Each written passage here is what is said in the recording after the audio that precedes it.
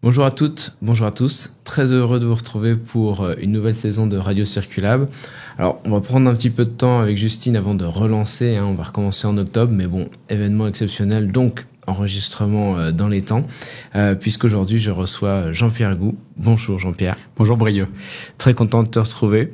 La dernière fois, tu étais venu dans le podcast en janvier 2024, c'était au bureau. Tu venais de sortir La Petite Princesse. Il s'est placé plein de trucs. Tu vas nous en parler évidemment, mais je suis hyper content de te retrouver puisque tu vas aussi tout simplement nous présenter aujourd'hui La Clé des Songes, donc le tome 2 de La Révolution Bleue qui sort demain. Jeudi 28 août 2025, donc très content de te retrouver.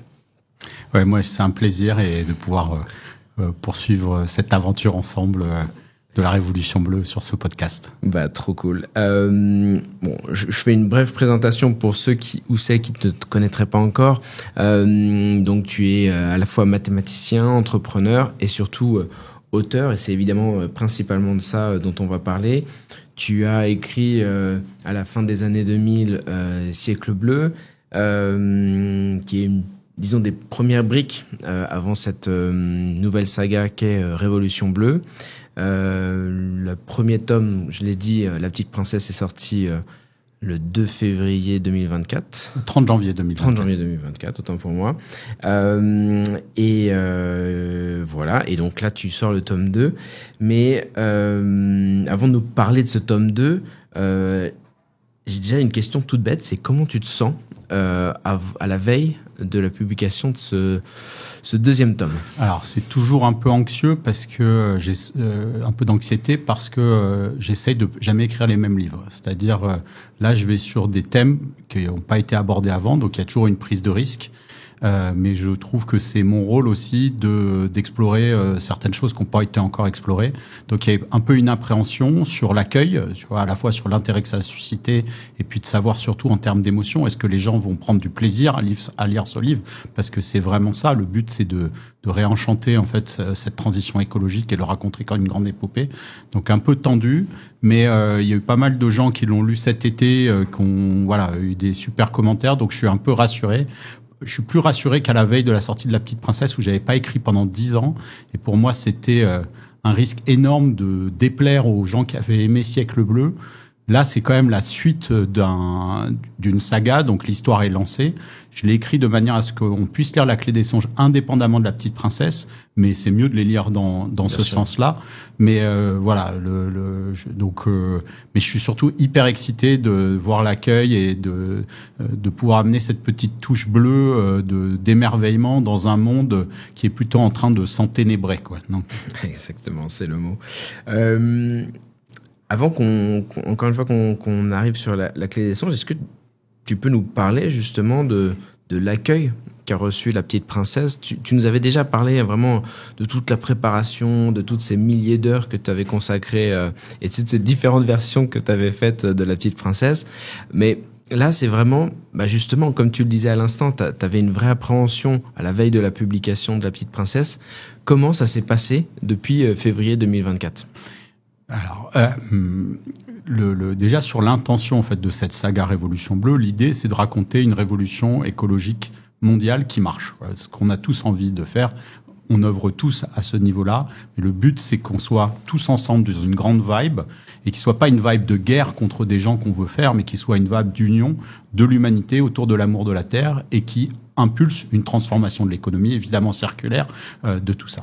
Et donc, c'est pas juste un roman dans lequel je raconte une histoire. Moi, c'est une histoire que je voudrais qui déborde dans la réalité. C'est-à-dire, j'essaye d'écrire entre la fiction et la réalité, c'est-à-dire le monde qui est décrit là-dedans. C'est pas un monde futuriste dans une autre planète, c'est le monde de maintenant, mais avec des choses un petit peu différentes, même si les tenants géopolitiques sont les mêmes, une lutte entre la Chine et les États-Unis, mais c'est surtout des personnages qui offrent ce qu'il y a de meilleur en l'être humain et qui vont tout donner pour cette révolution bleue. Et donc l'intention en fait du livre, c'était dans les cœurs des lectrices et des lecteurs d'éveiller l'espoir, c'est-à-dire que beaucoup de gens aujourd'hui se disent mais en fait on va échouer quoi. Donc c'était de ramener la foi, quoi, un peu dans le fait qu'on peut réussir. Et ça a amené ça, et ça a amené beaucoup de joie, de plaisir, d'émotion à des gens qui étaient prêts à raccrocher dans le mouvement de la transition. Donc déjà, l'accueil, il a été absolument génial là-dedans. Et il y avait un risque. En fait, le pari que moi j'avais pris dans La Petite Princesse, c'était que une des énergies qui a pas assez utilisé le mouvement écologique, c'est l'énergie de l'amour, quoi. C'est-à-dire de l'ouverture du cœur. On est très en fight, on est très dans la technique, on est très dans l'économie, mais ouvrir nos cœurs, faire circuler cette énergie d'amour, c'est quelque chose qui peut vraiment appeler des gens à réunir. Et je me suis dit, les gens vont voir ça un peu comme une proposition bisounours. Mais comme elle est teintée de géostratégie derrière et que j'ai essayé de faire de l'amour d'une stratégie, en fait, ça a vachement marché. Et beaucoup de gens m'ont dit, mais en fait, c'est cette vibe qu'il nous faut, etc. Donc, ça a déclenché un super accueil. Et ça a surtout aussi déclenché, parce que moi, j'écoute beaucoup les retours, des gens qui disaient, mais qu'est-ce qu'on pourrait faire pour que cette révolution bleue, elle se passe vraiment, quoi. Alors là, c'était beaucoup me demander. Et puis dans le bouquin, ce qu'ils disent toujours, c'est que c'est à vous de la faire, quoi. La révolution bleue, c'est pas à moi. Moi, je suis juste, je crée un imaginaire. Après, c'est aux gens de se l'approprier, de le décliner. Et puis, en fait, les gens savent déjà ce qu'ils doivent faire. Tu vois, le but, c'est juste de faire tous ensemble avec une vibe. Mais cette idée-là m'a vraiment turlupiné pour essayer que ce tome 2 puisse répondre à cette question, et d'autres projets qu'on fait à côté, notamment le projet One Home, aussi répondent à cette question. C'est-à-dire que moi, je fasse ma part pour aller un pas plus loin, pour que ces romans débordent dans la réalité, et qu'on sache finalement plus si on est dans le rêve ou dans la réalité. Et j'adore être à cette interface, quoi. Ok, excellent. Et je suis d'autant plus rassuré aussi que l'accueil était bon. On a vu toutes tes conférences dans des contextes hyper variés, aussi bien auprès d'entreprises que du grand public. Ouais, alors moi j'ai une partie de mon activité qui est de conférencier en entreprise, et j'ai été surpris parce que là, énormément d'entreprises ont voulu que je fasse des conférences sur la Révolution bleue dans leurs entreprises.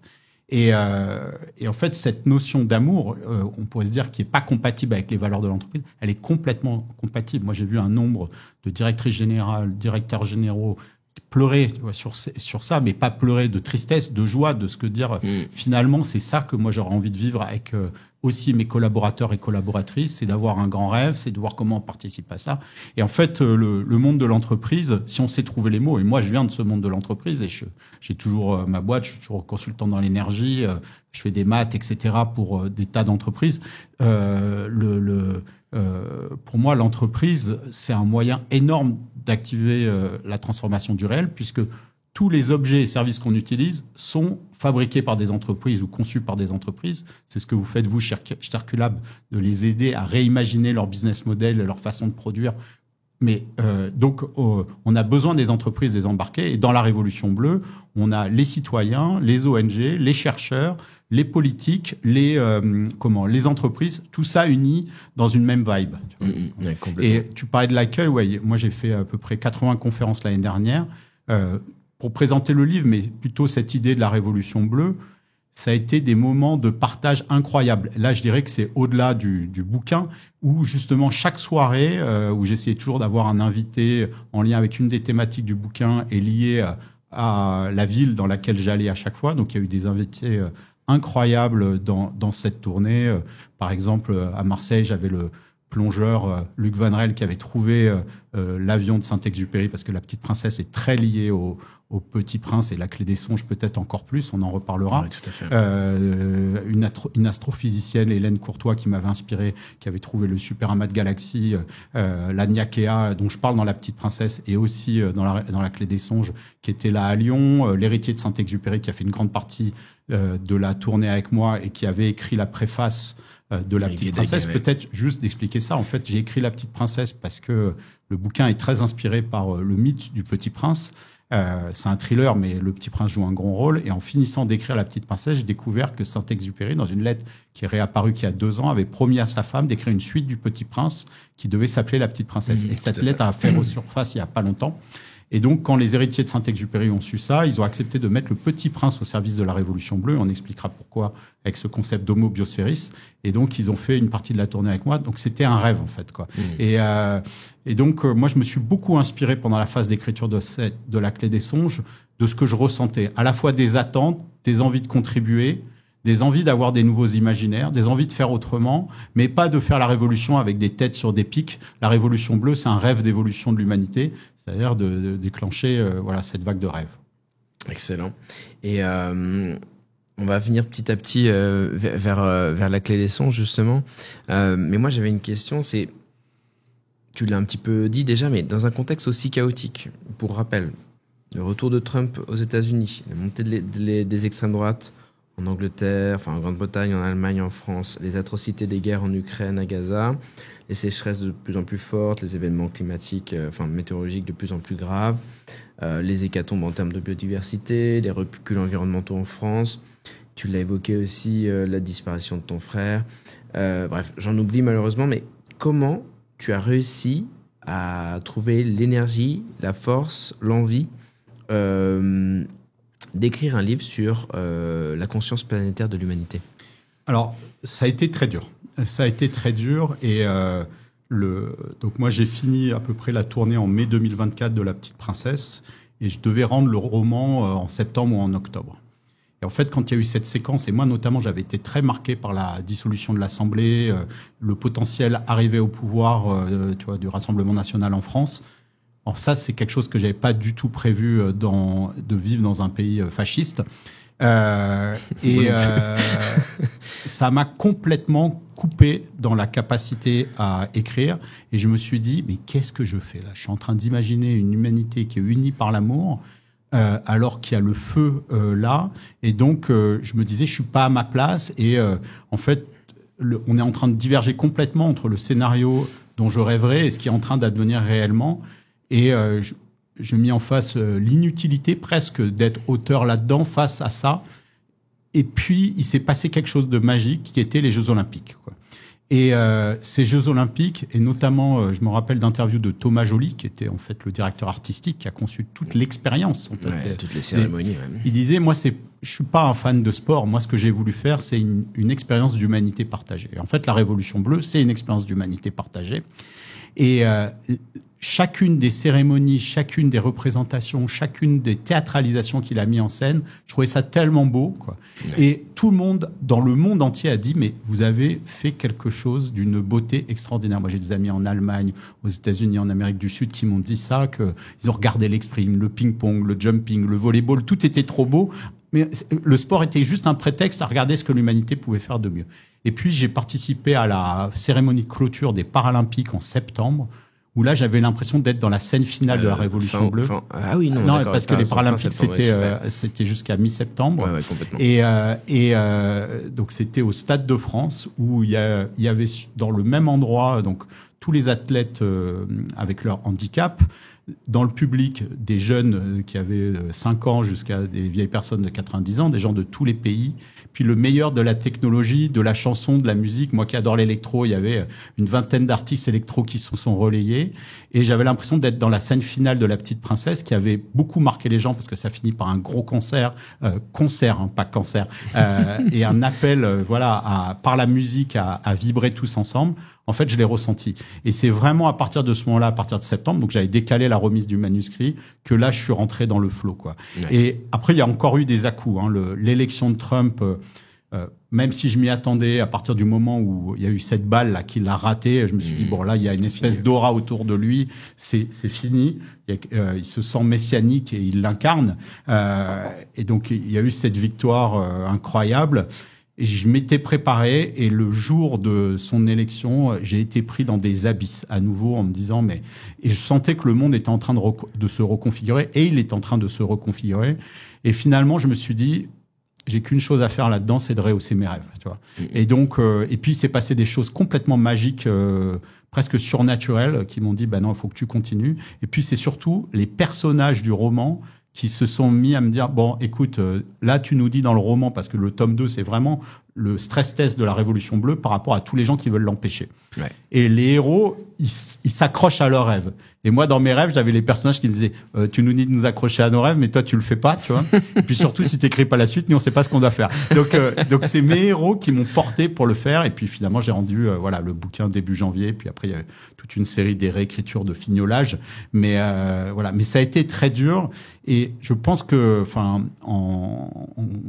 on regarde ça en filigrane, on est un peu tous dans ce cas-là. C'est-à-dire, on a envie d'arrêter les actions de transition qu'on fait les uns les autres, de renoncer, quoi.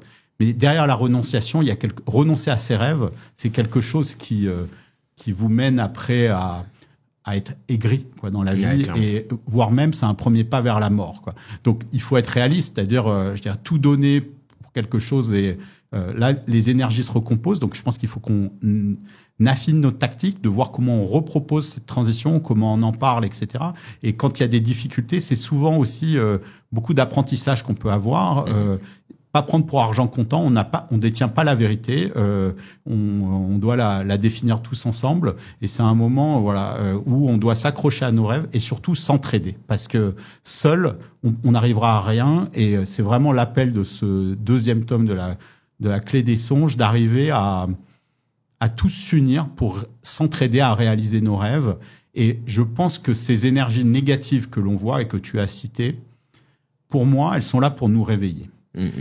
Moi, je trouve que, je sais pas qu'on a fait semblant de faire la transition ces 20 dernières années, on a fait pas mal de choses, mais là, il faut le faire vraiment, quoi. Ouais, faut y aller à fond, faut y aller à 200%, mais pas individuellement à 200%. Moi, là, je vois, par exemple, le gouverneur de Californie, Gavin Newsom, qui se prend Trump en tête.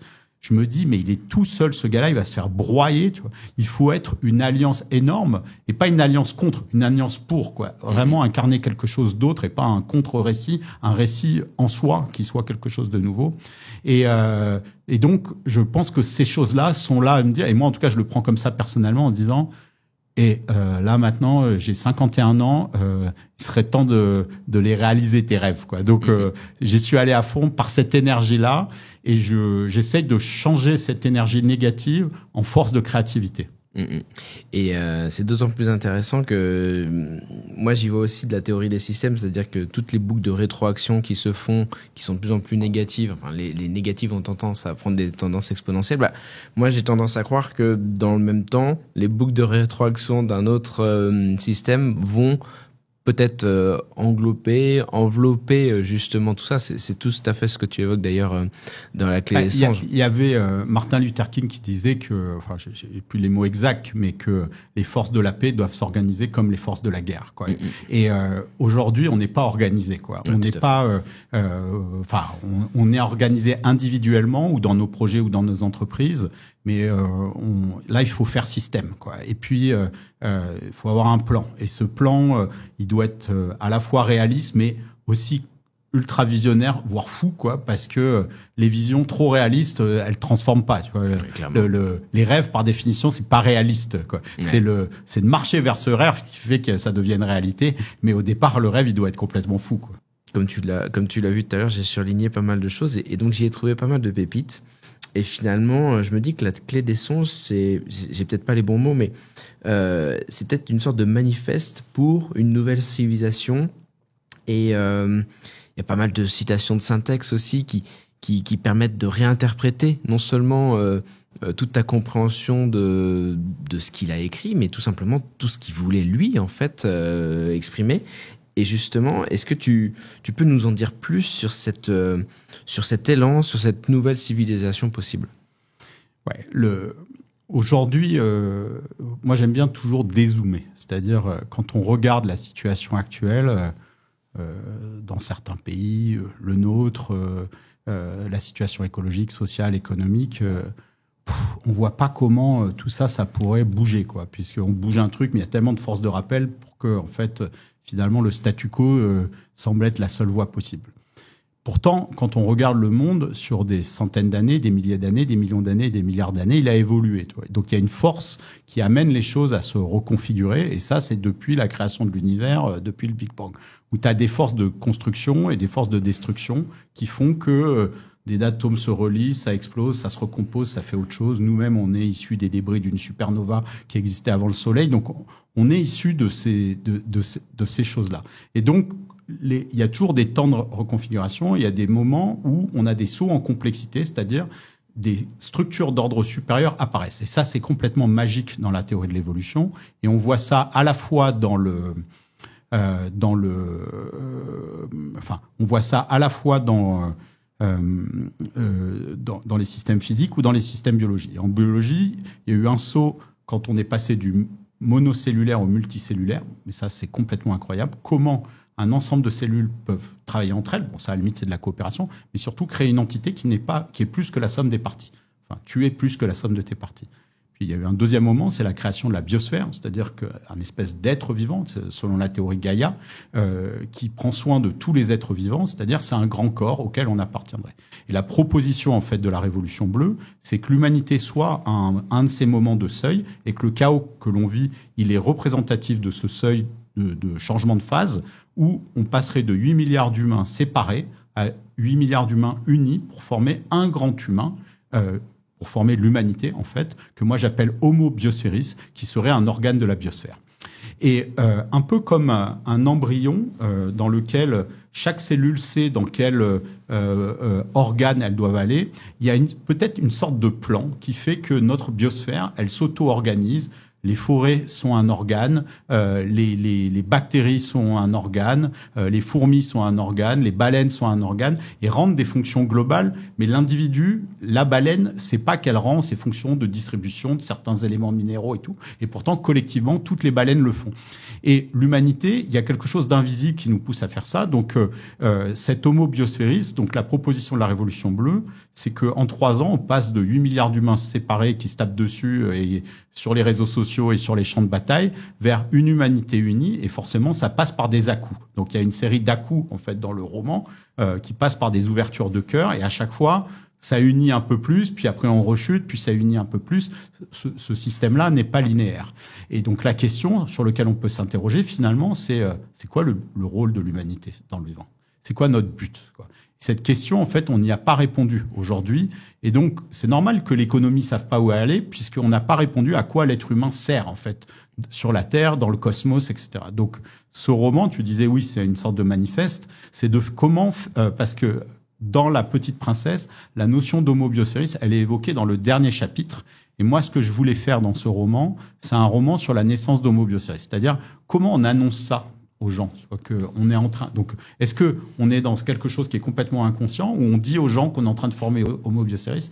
Et donc, je me suis beaucoup interrogé sur la manière de l'annoncer et d'essayer de le mettre avec un peu de surnaturel. Et je me suis beaucoup basé sur l'histoire des religions dedans, sur la manière dont on annonce une nouvelle aux gens. Et si Moïse était dit, tiens, j'ai croisé un gars qui m'a donné l'étape de la loi. Bon, c'est pas super. Si vous dites, je suis allé en haut de la montagne, j'ai vu un buisson ardent, j'ai vu ces choses-là, puis elles se sont cassées, puis après je les ai eues. Enfin, tout de suite, voilà. Et l'être humain a besoin qu'il y ait des choses un peu mystérieuses pour arriver. Et moi, il m'est arrivé beaucoup de choses mystérieuses pendant l'écriture de ce roman. Donc, toutes les choses mystérieuses que je mets, c'est des choses qui sont à un degré de mystère que déjà, moi, j'ai vécu dans ma vie et que beaucoup de gens autour de moi vivent. Et c'est aussi ce livre un prétexte pour qu'on se parle les uns les autres de ces trucs mystérieux. Parce que quand on parle de la transition écologique, on est là, bon, comment est-ce qu'on va réorganiser des chaînes d'atomes de manière à réduire la consommation énergétique, c'est-à-dire le métabolisme de l'humanité. Donc on voit ça d'un point de vue très matériel, mais il y a un aspect immatériel aussi derrière, qui est la magie de la vie, qui est la magie de l'univers. Et c'est pour ça que la Révolution bleue, c'est un concept qui est inspiré de Yves Klein, qui était un peintre, qui était le maître du bleu. On a du bleu là ici, il faisait des monochromes bleus, et lui, il voulait faire un pont entre le matériel et l'immatériel. Donc moi, j'aime bien jouer entre science, géopolitique, surnaturel, spiritualité, et le roman le permet, quoi, et de jouer avec ces frontières-là, parce que je pense que là-dedans, il y a des forces qui permettent justement de réussir. C'est-à-dire, il nous faut des plans de transformation, comme les plans que font le Shift Project, etc. Ça, c'est indispensable, mais ça suffit pas. Ouais, tout à fait. Et justement, alors, et c'est ça qui est marrant. Alors, je me permets de prendre le livre parce que il y avait un passage qui m'a pas mal marqué, parce que justement, tu nous parles de plans, mais je pense qu'il y a aussi des récits. Et évidemment, ma version n'est pas exactement même page, mais peu importe puisque je l'ai écrit. Mais toujours est-il qu'il y a un moment, tu nous dis, enfin, plus exactement, on retrouve dans les manuscrits de Paul Gärtner cet extrait que j'ai trouvé hyper inspirant, c'est celui-ci.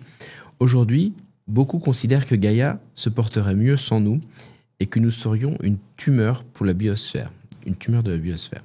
Avec un narratif aussi négatif, nous ne réussirons jamais notre métamorphose. Comme tous les autres constituants, Gaïa nous a voulu. De plus, des biologistes ont montré récemment qu'un nouvel organe en formation peut ressembler à une tumeur qui prolifère. L'humanité ne serait donc pas un cancer, mais un organe en devenir. Est-ce que tu te rends compte un peu de la puissance de ce récit, quoi ? Ouais, alors, je veux vraiment préciser, ça ne veut pas dire que tous les cancers sont des organes en devenir. Oui, bien sûr. On n'a jamais observé en biologie, avant, il y a 3 ans, un nouvel organe en train de se constituer. C'est-à-dire, dans l'embryogénèse, on voit des organes se constituer, mais ils sont préprogrammés. Mais on va dire une espèce, mettons, je crois l'espèce humaine, on doit avoir 80 ou 100 organes. Mais il y a eu un moment où on n'avait peut-être pas les reins, il y a un moment où on n'avait pas le pancréas, il y a un moment où on n'avait pas les poumons. Enfin, tout ça, ça s'est fait dans des longues chaînes d'évolution biologique. Donc, comment se crée un nouvel organe qui crée une nouvelle fonction et qui va... Qu'est-ce que c'est un organe ? C'est quelque chose qui va rendre le corps plus résilient et qui va rendre compte à une certaine fonction. Et il y a 3 ans, il y a des biologistes qui ont soumis un stress des coléoptères et en fait, donc un stress électrochimique. Et ce coléoptère, il y a eu des cellules qui se sont multipliées, donc ça ressemblait à un cancer, et qu'on fait un nouvel organe pour gérer ce stress, quoi. Bon, déjà, l'intelligence du vivant, elle nous sidère là-dessus. C'est-à-dire, comment on rajoute un musicien à la symphonie des organes de notre corps, ça c'est fou, mais on l'avait jamais vu se faire. Et au départ, ça ressemble à une tumeur. Donc, moi, je me suis dit, aujourd'hui, quand on regarde l'humanité, c'est vrai qu'on est en train de tout polluer et on peut tuer le corps auquel on appartient, c'est-à-dire Gaïa, ou en tout cas l'endommager. Et si on se disait, OK, on admet que cette phase de transition, on a foutu le bordel, mais ce qu'il faut, c'est une forme d'atterrissage et de définir finalement, si l'humanité devenait un organe, quelles sont les fonctions auxquelles elle répond. Et c'est un narratif qui est très puissant parce que ça prend en compte le point de vue de beaucoup de gens qu'on ait un cancer, mais ça permet de le dépasser en se disant, c'est notre choix d'arriver à quelque chose où on va enrichir le réel. Et donc, ça nous amène à réfléchir sur les fonctions de l'humanité. Et donc, quand Paul Gärtner, dans le bouquin, sort cette chose-là, il dit « Je rêve que l'humanité débatte de quelles seraient ses fonctions ». Et ça, c'était une des choses dont je m'étais enrichi dans ma tournée. J'ai un ami qui s'appelle Yves Mathieu, qui a une société qui s'appelle Mission Publique, qui organise des débats citoyens et même des débats planétaires. Et on s'était dit, ça serait génial de faire un débat citoyen planétaire sur Homo Biosphéris. Lui, il a déjà fait des débats dans 100 pays pour que tous les gens disent, et notamment les enfants, c'est quoi les fonctions de l'humanité vis-à-vis de la Terre, vis-à-vis de la biosphère. Et donc là, j'imagine que il y a donc tous les humains qui envoient des millions et des millions de contributions de tous les peuples, parce que bon, moi j'ai une vision très ethnocentrée d'un homme blanc français, voilà, machin. Mais l'idée c'était d'incorporer des visions, mais d'autres peuples premiers, etc. Et donc ils sortent une charte d'Homo Biosphéris avec 10 principes, et c'est des principes qui sont c'est pas les droits ou les devoirs, c'est plus des devoirs de l'humanité envers la biosphère, et chacun répond à une question physiologique vis-à-vis du grand corps qu'est la biosphère. Donc tout ça, c'est expliqué dans la clé des songes. Et le truc qui est vraiment étonnant, et je vous disais, aux auditeurs, il y a beaucoup de magie là-dedans. Donc j'ai écrit cette charte d'Homo Biosphéris et je me disais quel serait le bel endroit pour la révéler. Et je me disais, l'endroit super, ça serait l'UNESCO. Parce que dans l'UNESCO, il y a cette phrase qui est dans le préambule de l'UNESCO, qui est que les guerres naissent dans les esprits et c'est dans les esprits que la paix doit naître. Et donc, l'UNESCO étant sur, on va dire, l'alliance des cultures, je me dis, tiens, c'est là. Donc, il y a une scène où ils lisent la charte d'Homo Biosphéris, c'est des enfants qui la lisent à l'UNESCO. Donc ça, j'ai dû écrire ça l'été dernier ou fin d'année dernière. Et cette année, au mois de mars, j'étais invité justement à l'Université de la Terre pour faire une conférence avec Mathieu Ricard à l'UNESCO. Et j'étais en train de relire la clé des songes. Puis je relis ce chapitre que j'avais oublié. Je dis, c'est fou ça, je vais à l'UNESCO. Et on devait justement faire un appel aux vivants avec Mathieu Ricard. Puis j'appelle l'organisateur, je lui dis, écoute, j'ai écrit un chapitre sur la charte d'Homo Biosphéris qui se passe à l'UNESCO. Je lui dis, on est dans quelle salle ? Il me dit, dans le grand auditorium. la scène était dans le grand auditorium. Donc du coup, j'ai mis j'ai lu ça et je savais plus si j'étais dans la réalité ou la fiction puisque je l'ai lu dans cette salle. Et il y a eu une énergie dans la salle qui était incroyable. Donc, j'ai lu ces 10 principes et je mettrai la vidéo sur mon site révolutionbleu.fr. Donc, c'est un site sur lequel vous trouverez plein d'infos et notamment les playlists du bouquin parce que c'est un bouquin qui est beaucoup lié à la musique aussi. En tout cas, l'expérience musicale peut enrichir le livre. Voilà. Mais voilà. Et ce que j'aimerais, c'est que ces 10 principes que moi j'ai mis dedans, on en discute tous et voire même qu'on organise ce débat citoyen mondial un jour pour de vrai. Voilà. Ce bouquin n'est qu'une somme de propositions à décliner, adapter, enrichir, jeter aussi. Pourquoi pas. Tu vois, tout est voilà. Et alors, c'est assez rigolo parce que ce que tu évoques là, cette intervention à l'UNESCO, elle me revient à l'esprit parce qu'au fur et à mesure, tu partages aussi tes doutes, tes réussites sur LinkedIn. Donc, j'arrive à refaire les liens avec ce qui s'est passé. Mais il y a un autre truc que tu évoques, page 231, enfin en tout cas dans ma version, c'est la naissance des nations qui se fait autour de symboles forts. Tu évoques les drapeaux, les l'hymne, devises, héros, mascottes, des dates clés, etc. Et en fait, ces nations et le sentiment d'appartenance à celles-ci, il se fait avec le temps, quoi.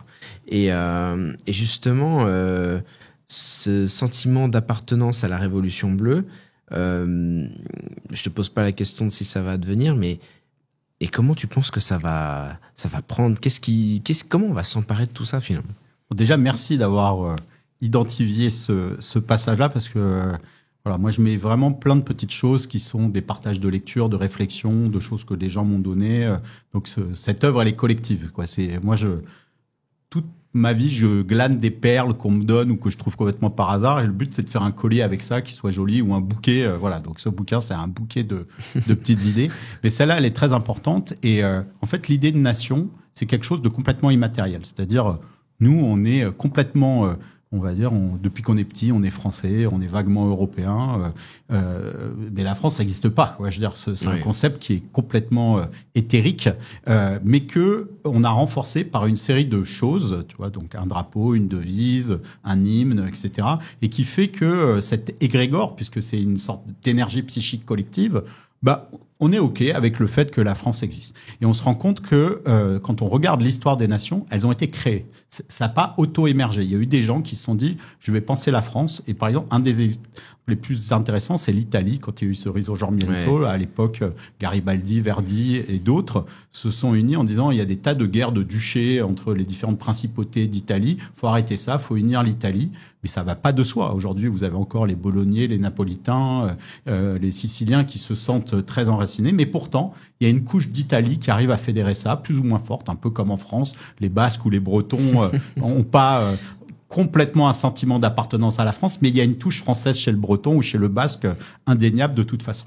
Et je me dis, dans ce processus d'évolution de l'humanité, on est parti de petites peuplades où on était 2, 3, puis 10, puis 50, puis 100, puis après on a fait des cités-États, des États-nations. On arrive aujourd'hui à avoir des États de 1,4, 1,5 milliard d'humains. Et la Chine, par exemple, il y a un bouquin que je cite dans les références, parce qu'il y a plus de 250 références dans La Petite Princesse, qui s'appelle « La naissance de la Chine ». Et moi, c'est un bouquin qui m'a complètement... on apprend qu'en fait, la notion de Chine, ça a moins d'un siècle et que ça a été complètement créé, que ce soit les frontières, le langage, le narratif. Et on va choisir des éléments dans l'histoire pour construire un grand récit, voire on l'étend dans le temps pour dire que c'est la plus ancienne des civilisations, mais on a l'impression que la Chine a toujours existé. Mais non, c'est pas vrai, quoi, tu vois. La France n'a pas toujours existé, l'Italie n'a pas toujours existé. Ouais, et c'est ça qui est d'autant plus marquant, c'est que, tu vois, pour la Chine, je savais pas, mais j'allais dire, mais pour toutes ces nations européennes, il y a eu beaucoup d'éléments de construction qui se sont faits au 19e siècle, et finalement, ça, c'est assez récent. C'est très récent. Et donc, pour soutenir cette idée d'une humanité unie, il faut arriver à mettre dans le crâne des gens de dire, je suis basque, je suis français, je suis européen, mais je suis aussi citoyen planétaire. C'est-à-dire que le prochain territoire, c'est ça. Et c'est compliqué parce que beaucoup de récits de narration se sont créés avec un ennemi. C'est-à-dire, Et là, une fois que tu as fait toute la Terre, il n'y a pas d'ennemis. Alors peut-être qu'il y aura des extraterrestres qui vont venir, mais bon, moi je suis pas allé là-dedans. Mais l'ennemi, c'est nous-mêmes en fait. Ouais, donc en fait, il est en nous et il est un peu plus compliqué. Mais donc tout l'enjeu de la révolution de ce tome-là, et tu disais que c'est un peu manifeste. En tout cas, moi j'ai essayé vraiment de voir ça. C'était de voir quels sont les symboles mondiaux qu'on peut éveiller. Donc il y a un drapeau de la Révolution bleue, il y a des hymnes de la Révolution bleue. Il y a un symbole qui unifie l'humanité, qui est le Petit Prince, parce que le Petit Prince, quand on regarde la couverture, c'est un grand humain unique sur sa petite planète. Quand il visite les autres planètes, c'est toujours un grand humain là-dessus. Et en fait, le Petit Prince, c'est le symbole de l'humanité. Et j'utilise le Petit Prince parce que c'est le plus lu de tous les livres, le plus traduit de tous les livres, en tout cas de fiction, après la Bible. La Bible n'est pas une fiction. Enfin, les gens choisiront ce qu'ils veulent. Mais il y a beaucoup de trucs sur la Bible aussi dans le bouquin, parce que l'histoire des religions m'intéresse beaucoup sur la manière dont elles se sont propagées et surtout maintenues. Tu vois. Donc, il y a vraiment cette idée de faire naître en nous une identité planétaire. Et je pense que c'est déjà à l'œuvre, ce truc-là. C'est-à-dire, la question, c'est juste de l'accompagner. Et il n'y a que comme ça, c'est-à-dire en développant une identité planétaire et de se sentir en compassion avec les Ukrainiens, avec ce qui se passe aux Philippines quand il y a un ouragan, et ça passe par le cœur, donc l'ouverture de notre cœur à l'ensemble du monde, et l'élargissement de notre conscience à l'ensemble des êtres vivants et à l'ensemble des êtres humains. Donc, il y a une question d'élargissement. Et quand on est passé de « je suis napolitain » à « je suis italien » ou « je suis européen », enfin, on l'a déjà fait. Et donc là, la question, c'est de passer à l'étape au-dessus. Et finalement, avec le recul, on se dira, il y a eu une première étape où les gens se sont dit, voilà, je suis conscient de ma famille, je suis conscient de faire partie de telle région, puis de telle nation, et puis finalement, peut-être éventuellement de continent, comme tu l'évoquais, mais finalement, l'étape ultime, c'est ça, c'est la conscience planétaire globale, quoi. Oui. En tout cas, aujourd'hui, quand on voit les forces en présence, et là, aujourd'hui, on voit un déferlement de puissance américaine face à un déferlement de puissance chinoise, parce que derrière, si les États-Unis font ça, c'est pour reconfigurer ce truc-là par rapport à une Chine extrêmement silencieuse, mais qui a une puissance phénoménale. Et donc, on voit des gros blocs s'assembler. Nous, l'Europe, la France, on est complètement pris entre ces blocs-là. On a l'impression qu'on va se prendre des icebergs avec notre petit remorqueur. Mais je pense que la France et l'Europe ont quelque chose d'énorme à absorber là-dedans. Et l'idée de la Révolution bleue, c'est de construire une troisième voie par rapport à la voie américaine ou la voie chinoise, une autre voie, et qui soit pas une voie contre ces trucs-là, mais qui les englobe. C'est-à-dire que, in fine, on aura besoin de l'intelligence américaine, on aura besoin de la puissance de vision des Chinois sur un certain nombre de choses, mais tout ça au service d'un grand rêve de l'humanité et de la Terre, quoi. Clairement. Ouais. Et justement, c'est marrant parce que je me doutais que tu parlerais de dépassement avec Homo biosphériste de but commun, mais en fait, tu évoques les manuscrits de Paul Gartner. Et j'ai fini par réaliser que Paul Gartner, c'était un peu les mêmes initiales que Jean-Pierre Gault, finalement. Ouais, il manque un J. Il manque un J, mais bon, tu pouvais pas tout faire. Est-ce que justement, c'est pas tes manuscrits auxquels tu fais référence dans ce livre? En fait, avant d'écrire La Révolution bleue, moi j'ai fait un travail similaire au travail que fait Paul Gartner, parce que voilà, il retrouve ses manuscrits. Moi, j'ai écrit 3 essais, en fait, en 2020, quand j'ai quitté mon rôle là, de directeur général de PowerNext pour me mettre à mon compte. J'ai fait de la recherche sur les théories de l'évolution. Donc, j'ai écrit un essai sur la biosphère, un essai sur l'humanité et un essai sur le futur de l'humanité. Je suis arrivé à ce concept d'Homo biosphériste. Et en fait, je trouvais ça tellement génial, mais à la fois tellement lointain de ce qu'on vit aujourd'hui, que je me suis dit, il y a que par le roman que je vais permettre aux gens de faire croire à ça. Et je pense que je vais publier les manuscrits, enfin les miens, les trucs. Donc je sais pas si je vais le faire entre le tome 2 et le tome 3 ou après le tome 3, mais je vais le faire. Mais effectivement, hein, il y a un lien entre les deux. Oui, c'est bien que tu me le rappelles que j'ai écrit ces trucs-là. Et il y a des tas de trucs que moi j'ai pioché là-dedans et qui me permet aussi d'affiner. Mais ce qui est intéressant dans les personnages, c'est qu'on peut créer des versions, on va dire,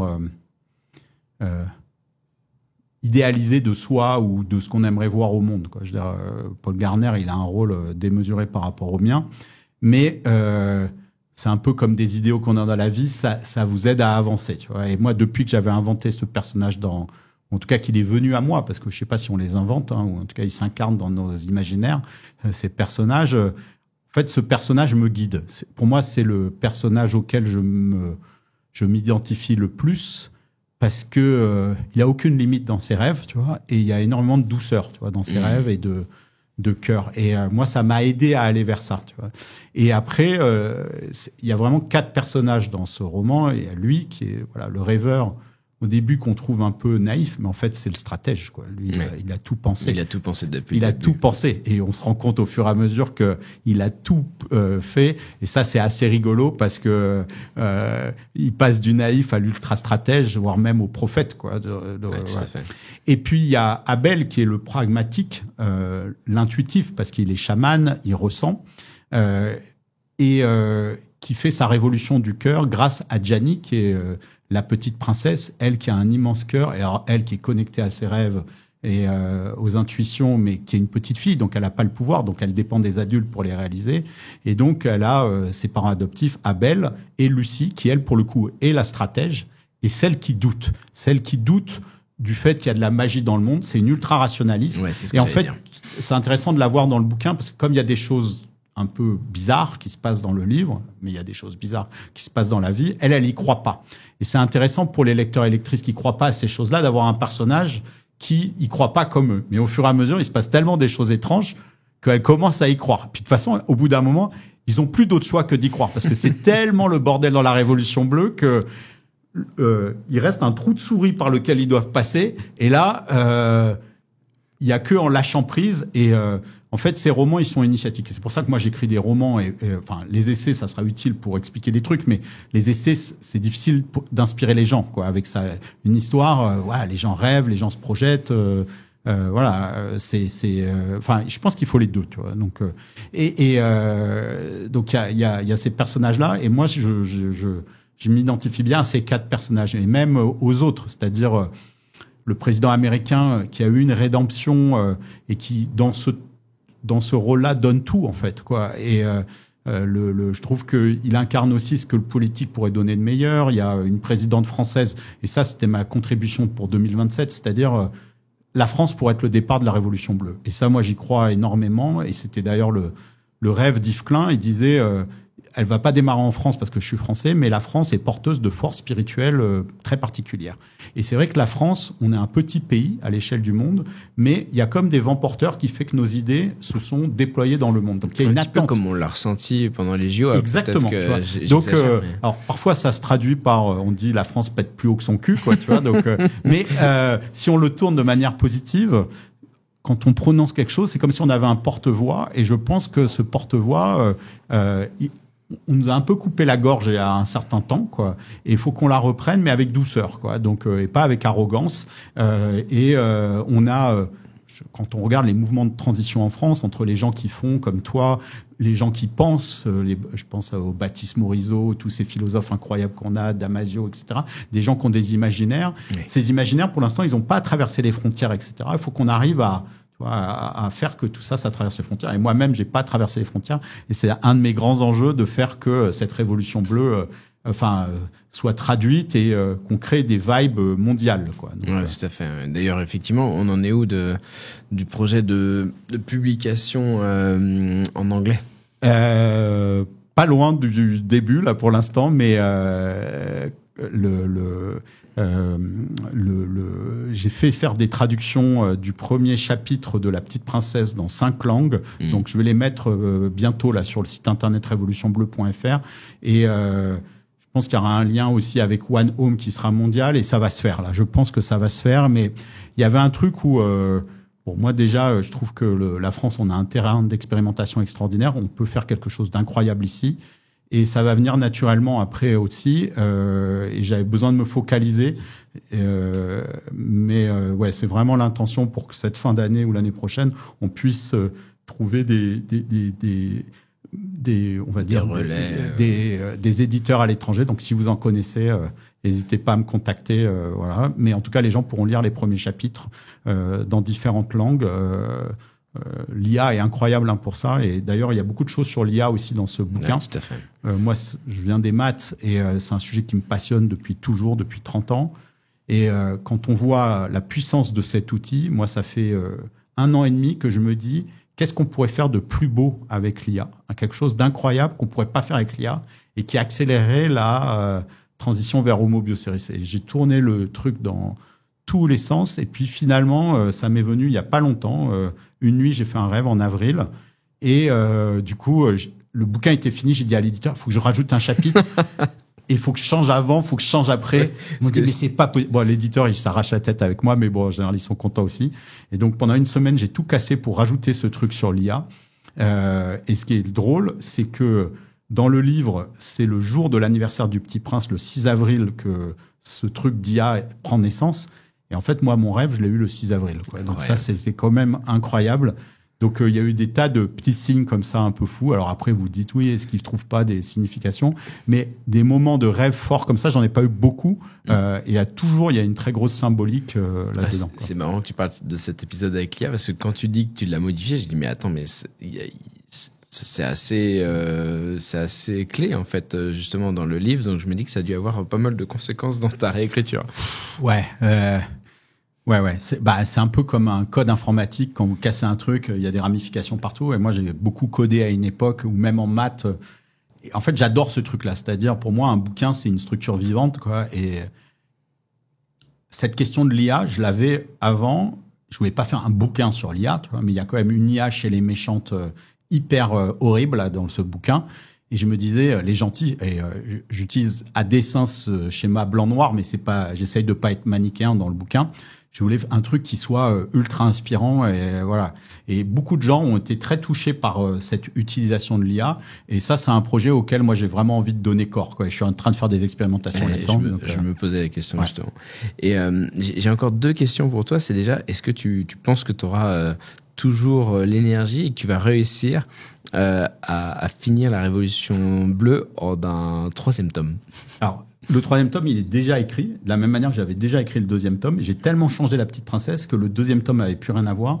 Et celui-là, quand j'ai commencé à l'écrire, je m'étais dit, je vais juste raccorder et puis essayer de retrouver l'histoire, parce que la fin allait plus avec le début. En fait, j'ai réutilisé 1% du truc. En fait, je suis parti sur un autre truc. Et puis, cette question des rêves, pour moi, était absolument fondamentale. Et si on dit un mot sur cette question, en fait, les rêves, bon, c'est un mot aujourd'hui qui est un peu galvaudé. Tu vois, presque, t'es un rêveur, c'est-à-dire qu'en gros, t'es pas un pragmatique, quoi. Ouais. Alors qu'en fait, tout le réel, ce micro, cette table, etc., il y avait quelqu'un qui avait un rêve de créer ce super micro et qui ont créé leur entreprise et qui l'ont fait. Ce verre, c'est une entreprise familiale qui a peut-être 1000 ans ou 100 ans qui a créé ça. Derrière, il y a eu des inventeurs du verre, enfin. Donc, les seuls qui sont capables de changer le monde, c'est les rêveurs, quoi. Et donc, voilà. Et les rêves, c'est à la fois des fictions nocturnes et puis des forces de transformation. Et c'est vraiment ça que je voulais explorer. Et autant La Petite Princesse, c'est un récit sur comment utiliser le pouvoir du cœur pour faire cette révolution bleue. Et là, c'est comment utiliser le pouvoir des rêves, quoi. Et en fait, cette question des rêves, ça m'a tellement omnubilé. Et surtout, j'ai fait une découverte au tout début de ce bouquin, qui est que le mathématicien, moi, qui m'inspire le plus, qui s'appelle Alexandre Grothendieck, qui est le plus intuitif de tous les mathématiciens, j'apprends complètement par hasard en regardant une vidéo YouTube que il a écrit un manuscrit qui s'appelle La Clé des songes. Ouais. Et à l'époque, moi, j'avais pas le titre du bouquin. Je me dis, La Clé des songes, c'est en rapport avec les rêves. Moi, je voulais faire un truc sur les rêves. Et en fait, j'arrive à trouver sur Internet, ce qu'il n'avait pas été publié, ce manuscrit, 1100 pages sur les rêves. C'est un truc complètement fou. Et il fait une proposition de dingue parce qu'il s'intéresse à la question de qui murmure dans les rêves. Et moi, c'était la question de départ que j'avais dans ce bouquin. Qui murmure dans les rêves? C'est d'ailleurs la question d'intro, c'est du bouquin où je parle, voilà, de Jung, etc. Et il dit, en fait, ce qui murmure dans nos rêves, c'est Dieu. Alors là, je me dis, oh là, il est parti en live. Puis il donne sa définition de Dieu, qui pour lui, Dieu, c'est pas un grand barbu dans le ciel, c'est pas quelque chose qui vient d'une religion. C'est une espèce de conscience cosmique dans lequel il y a toutes les idées, à la fois celles qui se sont déjà matérialisées et celles qui sont pas encore matérialisées. Et que la nuit, lui, il va là-dedans, il puise des choses et qu'il les ramène de manière symbolique. Et son travail, c'est de les décrypter. Et il développe ça, mais ce bouquin, il est trop beau. Et du coup, ce qui est fou, c'est que ce qu'il a développé sur la conscience cosmique, donc sur l'évolution de la conscience, c'était complètement lié à ce que moi j'avais aussi commencé à développer dans les tomes précédents. Et ce qu'il a écrit, j'aurais pu l'écrire, quoi. Et c'est un bouquin qui a été écrit en 83, qui a été d'ailleurs publié en novembre dernier pour la première fois, mais il n'y a pas toutes les pages dedans. Moi, j'en ai plus que ça. Et notamment, il n'y a pas les annexes sur la conscience cosmique dans le truc qui a été publié aux éditions du Cendre en octobre 2024. Mais voilà, je suis parti sur autre chose. Et donc là, sur le tome 3, moi, j'ai déjà une version, mais ça a été tellement une aventure, la clé des songes. Et moi, je prends l'écriture, quoi, tous ces trucs bizarres qui m'arrivent. Je vois ça comme des cadeaux à incorporer dans mon collier ou dans mon bouquet. Ouais. Donc, et je souhaite que pour le prochain tome, il m'arrive des trucs aussi. Donc, mais je sais pas ce qui va m'arriver. Et là, par exemple, j'avais aucune idée de tout ce qui m'arriverait. Une autre chose, moi, qui m'arrivait là-dedans, c'est que pour l'écriture de ce livre, c'est que j'ai rencontré la veuve d'Yves Klein et je suis allé dans l'appartement où Yves Klein a inventé la Révolution bleue et où il est mort. Et il s'est passé un truc absolument incroyable entre elle et moi et l'énergie dans cet appartement. Et j'avais pas du tout prévu de parler de ça. Et du coup, voilà, il y a une scène clé qui est liée à ça. Donc, voilà. Mais moi, ce que j'aimerais bien, c'est qu'on la fasse ensemble, cette Révolution bleue, là, dans les mois qui viennent, qu'on la fasse vraiment. Et que je m'inspire de tous ces projets incroyables que je verrai dans les mois qui viennent. Donc, c'est un appel aux lectrices et lecteurs. Inspirez-moi, quoi. Tu vois, donc, non, mais je l'écrirai, c'est sûr, quoi. Ouais. Ok, bon, moi, je s'en mets. Il y avait encore plein de questions à te poser, mais le temps est limité. Mais éventuellement, voilà, c'est ça que j'allais t'inviter à partager pour conclure, pour une ouverture, tout simplement. Dis-nous. Ouais, alors, un des spin-offs en fait de Siècle bleu et de Révolution bleue, c'est un projet qui s'appelle One Home, onehome.org, ONEHOME. Et le but, c'est que .org, qu'on puisse tous vivre l'émerveillement qu'ont connu les astronautes en voyant la Terre depuis l'espace. Donc, on utilise un satellite qui a 1,5 milliard de kilomètres de 1,5 million de kilomètres de la Terre qui s'appelle Discover et qui filme la Terre toujours éclairée, et ça fait des vidéos qui sont uniques dans l'histoire de l'humanité, qu'on a mis en musique. On a invité tout un tas de gens, Satish Kumar, Jane Goodall, à prendre la parole là-dedans, et c'est des visions inspirantes. Et là, on lance un grand défi qui est de montrer One Home dans 100 pays du monde, et à chaque fois que vous aurez organisé un événement dans le monde, vous pourrez mettre sur une carte qu'on appelle la Blue Revolution Map, enregistrer votre événement, mettre les photos, pour montrer que dans le monde entier, il y a des gens qui sont amoureux de la Terre et de s'unir par cette énergie d'amour de la Terre. Donc, allez voir le site onehome.org, regardez les vidéos déjà à titre personnel ou avec vos enfants, organisez des événements dans vos entreprises, parce que je vous ai dit, on va commencer par la France. Donc, faites des événements partout en France. On a déjà rentré un certain nombre, parce qu'il y a eu beaucoup ces dernières années d'événements One Home, mais on va laisser les gens aussi enregistrer leurs événements qui ont déjà eu lieu. Et puis, si vous avez des amis au Mexique, en Albanie, au Nigeria, au Nicaragua, contactez-les, qui fassent des événements et montrez que du cosmos, on peut faire la plus belle des visions et que on peut éclairer la Terre de l'amour de l'humanité. Voilà, ça c'est le grand rêve de la Révolution bleue, et on va pouvoir le vivre en réel avec One Home. Donc, on compte sur vous pour nous aider à relever ce défi. Il est grand temps. Et ben, un grand merci Jean-Pierre, bonne chance et qu'advienne que pourra pour cette magnifique Révolution bleue. Voilà, ben, merci beaucoup et à très bientôt. Ciao, ciao.